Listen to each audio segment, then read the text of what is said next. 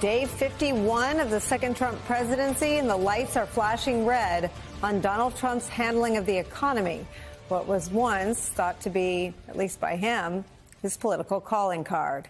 A sudden announcement of new tariffs against Canada is delivering another shock to the markets. The Dow down nearly 400 points today after dropping more than 700 points at its lowest. That's after Donald Trump took to social media to announce that he was raising tariffs on aluminum and steel from Canada 25%, doubling the tariffs he imposed last week. They are supposedly, again in Trump's telling, in response to Ontario Premier Doug Ford, who's appeared on this program recently, slapping a surcharge on electricity imported by American households. But Trump added that the only solution to the trade war he started is for Canada to become the 51st American state. An absurd, an embarrassing demand for America, one that no American president in history has ever made. It's inexplicable and inexcusable to just about everyone. It's a demand that has been rebuffed over and over and over again by our friend Canada. Here's the incoming Prime Minister of Canada, Mark Carney. There's someone who's trying to do the opposite. There's someone who's trying to weaken our economy.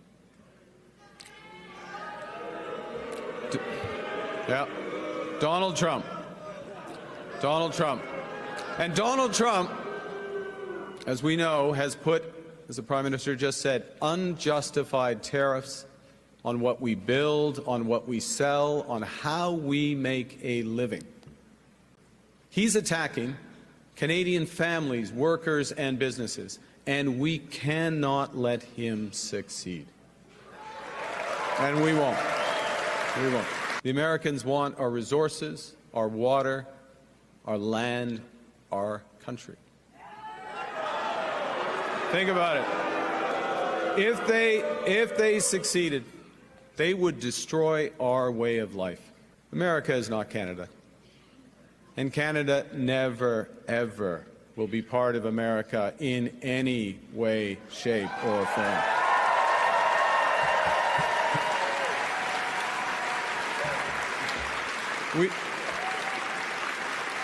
Look. Imagine someone saying that about us. Quote, they would destroy our way of life.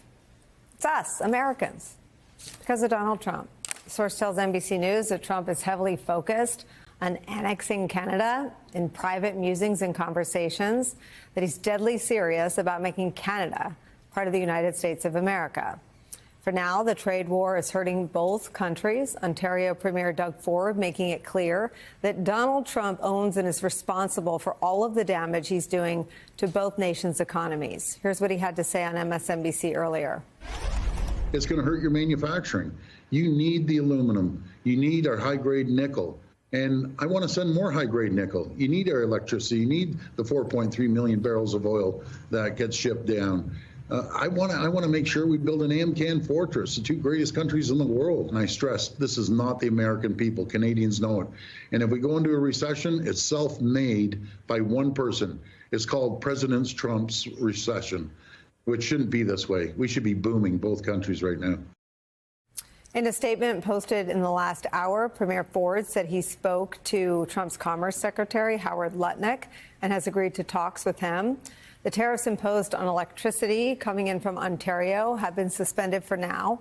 It remains to be seen if Trump backs down from his tariff threat as well.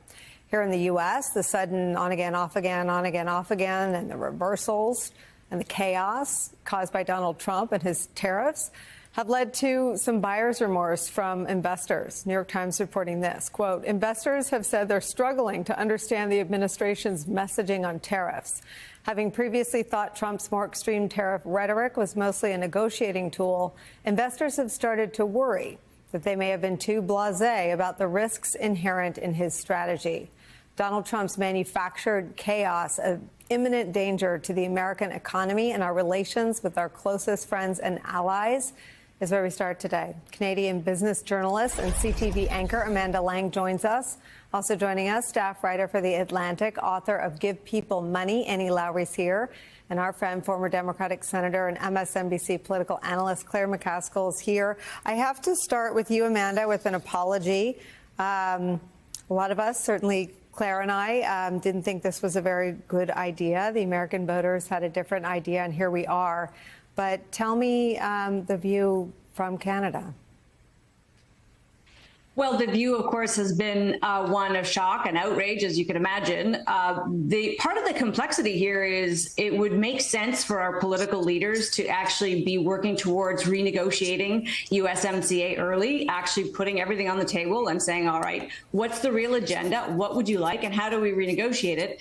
The problem is none of our leadership really wants to be seen to be backing down or even being conciliatory in the face of threats to annex our country. And we don't know how serious those threats are, but we're being made to understand that we should take them seriously. So it puts us in a bit of a box. We'd like our leaders to be able to negotiate because that seems like the rational course. It seems as though the old way of trading is over.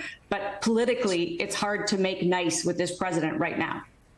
Apparently, his talk of annexing Canada and making it a 51st state is something that he talks about publicly and privately. It came up with Mr. Trudeau earlier this week. What are the private conversations like in terms of how to deal with Trump? They have varied over time. And remember, much of the outgoing administration here, Prime Minister Trudeau and his cabinet, dealt with the president in his first term, and they renegotiated a major trade deal. They renegotiated NAFTA.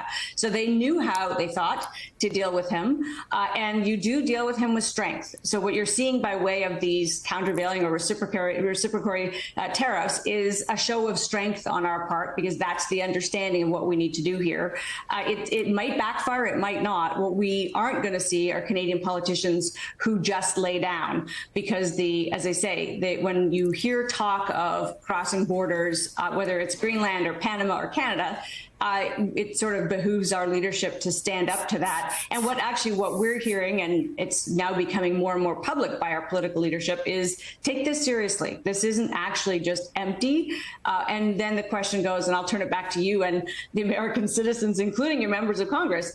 How serious do we take it? What is the rule of law around this kind of thing in the States? But at the moment, it would be ideal if we could contain this to a trade issue that we need to negotiate.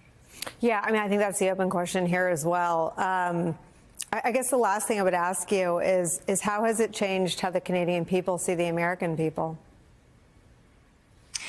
People to people, not in any way, I would say, in the sense that a lot of Canadians live in the States some of the time. Many, many Canadians work in the States.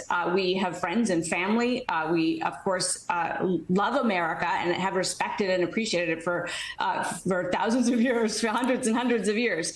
The trouble, of course, is it's hard to divorce those feelings from how we feel about your government. And I can tell you in a very personal way, I can be rational about this as a business journalist and look at the issues for what they are, which is, there are some grains of truth in what the Trump administration is saying about trade, manufacturing, jobs, how you might do things differently. We may be in a new era of trade, and it's important for Canada to accept that. But when it comes to somebody talking about taking over your country, the feelings you have as a reaction aren't very journalistic. They're just human, and you get a kind of a moral outrage. So Canadians will be fighting some of that. Look for it in your tourism data. Look for it in people choosing to stay home instead of going south, because you might see more of that, unfortunately. I mean, I think this builds to something, Annie, that we're seeing in every economic indicator. And it's that Trump was lying to his supporters and the country when he said that his initial goals would be a white-hot economy. None of his actions or policies or statements support that goal. What do you make of how far he has gone in damaging the economy that was handed to him, which was by all metrics and all reporting in pretty good shape? Yeah, it's tough. So tariffs are taxes paid by American consumers. They raise prices for American businesses and American households. And American businesses and households were already suffering with high costs. You can see that in egg prices. You can see that in housing prices. You can see that in childcare prices. Trump administration promised to tackle the cost of living crisis, and this is going to make it worse. We're starting to see some degradation in real economic data and a really huge step down in consumer sentiment. All of that points to an economy that is softening, and the trade war is not going to help that at all. The huge shift in market sentiment, I think, is a big part of this. It's going to affect people who were saving up to purchase a home. It's affecting business investment. If you look at the manufacturing surveys, many companies have said that until they have clarity, they are not going to make major investment decisions, such as building a factory in the United States or expanding into a new area, because the climate of uncertainty is so high. So I think this is a very perilous time for the economy. Notably, also, the Trump administration has started to make large cuts to the federal workforce and rescind federal contracts. And we haven't seen that show up in the jobs data yet, but it's expected to show up starting next month.